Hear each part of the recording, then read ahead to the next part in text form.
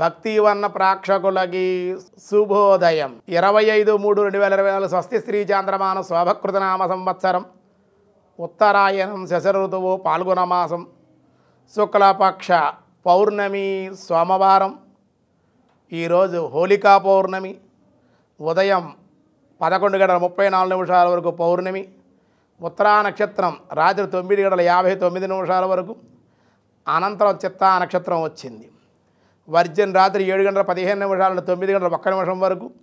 దుర్ముహూర్తం మధ్యాహ్నం 12:01 నుండి 1:19 వరకు. మళ్ళీ మధ్యాహ్నం 2:57 నుండి 3:45 వరకు. సూర్యోదయం 6:02, సూర్యాస్తమయం 6:12.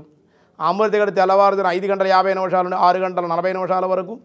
రాహుకాలం ఈరోజు 7:30 నుండి 9 వరకు రాహుకాలం. శుభ సమయం ఉదయం 6 గంటల నుండి 7 గంటల వరకు.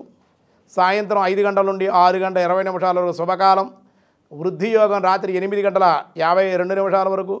భవ ఉదయం 11:34, బాలవ ఉదయం 11:34. ఈరోజు హోళికా పౌర్ణమి. హోళీ పౌర్ణాన్ని ఆచరించుకోవాలి ఈవేళే. అలాగే లక్ష్మీదేవి శ్రీ మహాలక్ష్మీదేవి అవతరించినటువంటి రోజు ఈరోజు. అలాగే హోళిక అనేటువంటి ఆవిడ ద్వారా ఏర్పడినటువంటిది కాబట్టి ఉత్తర భారతదేశంలో కానీ గుజరాత్, ఉత్తరప్రదేశ్, రాజస్థాన్ ఇటువంటి ప్రాంతాల్లో చక్కగా వీళ్ళు ఉత్తరాది వాళ్ళు బాగా ఈ హోళీని ఆడుతూ ఉంటారు. మన దక్షిణాదిలో కూడా చాలా ఆచారంగా ఉంది. హోళికా పౌర్ణమి చక్కగా చేసుకుని వసంతాన్ని కళ్ళల్లో కొట్టుకోకుండా, కెమికల్స్ లేకుండా చక్కగా వసంతాన్ని కొట్టుకుంటూ హోళీ ఆడుకోవాల్సిందిగా తెలియజేస్తూ ఉన్నాం. హోళికా పౌర్ణమి సందర్భంగా అందరికీ కూడా హోళీ పౌర్ణమి భక్తి1 తెలుగు 1 ద్వారా మీ అందరికీ కూడా హోళీ పౌర్ణమి శుభాకాంక్షలు, శుభాశీస్సులు. ఈరోజు అన్ని కార్యాలకి పౌర్ణమి కావడం వల్ల, హోళీ పౌర్ణమి సోమవారం కావడం వల్ల ఉదయం 9 తర్వాత అన్ని కార్యాలకి అనుకూలం. దినారంభ చక్రాన్ని బట్టి మేష, వృషభ, మిథున రాశి వారికి, కర్కాటక రాశి వారికి అనుకూలం.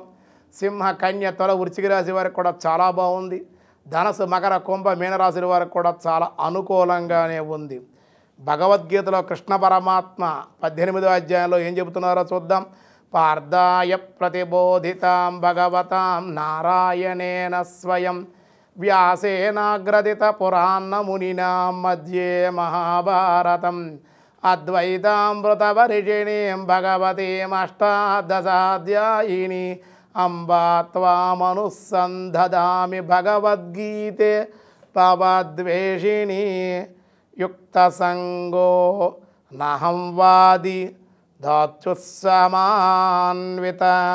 సిద్ధాసిద్ధ్యోర్జనిర్వికార కర్త స్వాతిక ఉచ్యతే అని చెబుతూ ఉన్నారు. అంతేకాదయ్యా, ఆసక్తిని త్యజించినటువంటి వాడు, సిద్ధ అసిద్ధుల ఎడల అర్ష శోకాది వికారాలకు లోని కానటువంటి వాడు, అగో పురుషుడు స్వాతిక కర్తగా చెప్పబడ్డాడు. స్వాతిక గుణాలు కలిగినటువంటి వాడు ఎలా ఉంటాడయ్యా అంటే, దేని మీద ఆసక్తి ఉండదు, కర్మ చెయ్యాలి నా కర్తవ్యంగా భావించి పనులు చేస్తాడు వాడు. సిద్ధులు కలగకపోయినా వాడు మౌనంగానే ఉంటాడు. సిద్ధులు కలిగేది నేను అష్టసిద్ధుల్ని కూడా నేను మాయలు మంత్రాలు చేస్తాను అని వాడు జిమ్మిక్కులు ఇవేవి కూడా సిద్ధులేవి ఉపయోగించుకోడు. అరష శోకాది వికారాలు, ఆనందం వచ్చినా ఆనందపడిపోడు, శోకం దుఃఖం కలిగినా కానీ బాధపడ్డమాట. అలాంటి వాడు పురుషుడు స్వాతిక కర్త అంటే అలా ఉంటాడు అని స్వాతిక కర్త గురించి తెలియజేస్తూ ఉన్నారు కృష్ణ పరమాత్మ. ఇంకా ఏం జరిగిందనే విషయాలు రేపు చూద్దాం. ఈరోజు స్వస్తి.